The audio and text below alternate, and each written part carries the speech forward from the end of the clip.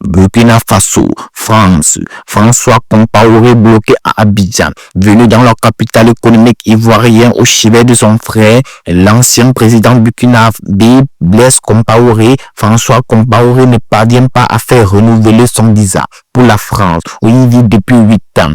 En rendant visite à son frère aîné Blaise Compaoré, l'ancien président du Burkina Faso, qui vit en exil à Abidjan, Paul-François Compaoré, installé lui en France depuis 8 ans, a-t-il commis une imprudence. Selon nos informations, il est bloqué en Côte d'Ivoire, pays dont il a la nationalité. Depuis plusieurs semaines, son visa pour la France est en effet arrivé à expiration durant son séjour entrepris pour se rendre au chevet de son frère, gravement malade. Il n'a toujours pas pu obtenir son renouvellement auprès des autorités consulaires françaises à Abidjan. Défendu par M.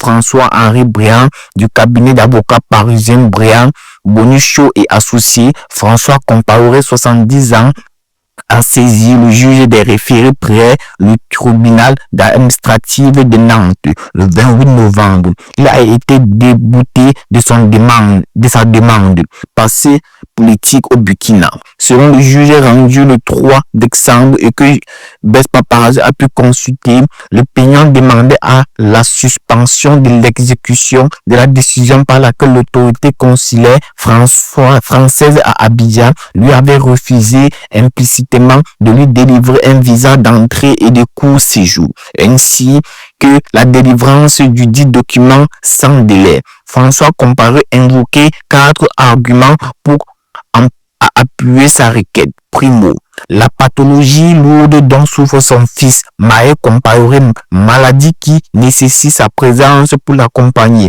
assurer son suivi médical, son bien-être et son développement personnel, ce que son épouse ne peut assumer seule. Deuxièmement, la pathologie grave dont il souffre lui-même et qui nécessite une opération planifiée avant son départ de France. Tertiaire, le fait que le centre de ses intérêts familiaux et économiques est en France depuis 8 ans. Enfin, les menaces qui pèsent sur sa vie en raison de son statut politique passé au Burkina Faso, et c'est malgré les mesures strictes prises en Côte d'Ivoire où il réside. Or, le juge des référés, le reçu d'octroi du visa ne constitue pas une urgence particulière, justifiant sa saisie avant qu'intervienne la décision de la sous-directrice des visas, qui est destinée à se substituer totalement à la décision consulaire, à tout le monde implicitement. Le juge souligne que si M.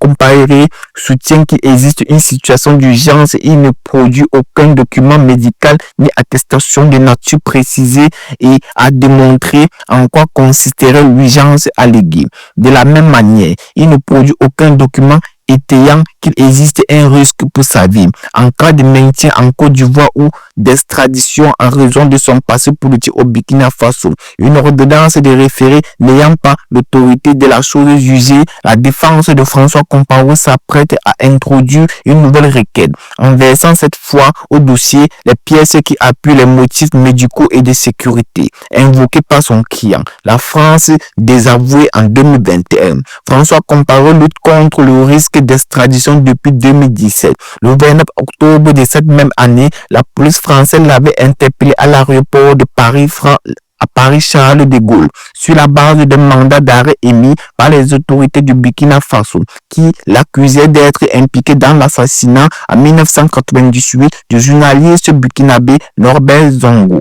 La justice française avait autorisé son extradition, mais après plusieurs pouvoirs et appels infructueux devant les plus hautes juridictions françaises, Cour de cassation et Conseil d'État, François Compaoré avait obtenu gain de cause devant la Cour européenne des droits de l'homme CEDH. Le 6 août 2021, désavoué, la France avait fini par annuler le 13 décembre 2023 le décret ministériel de 2020 qui autorisait son extradition.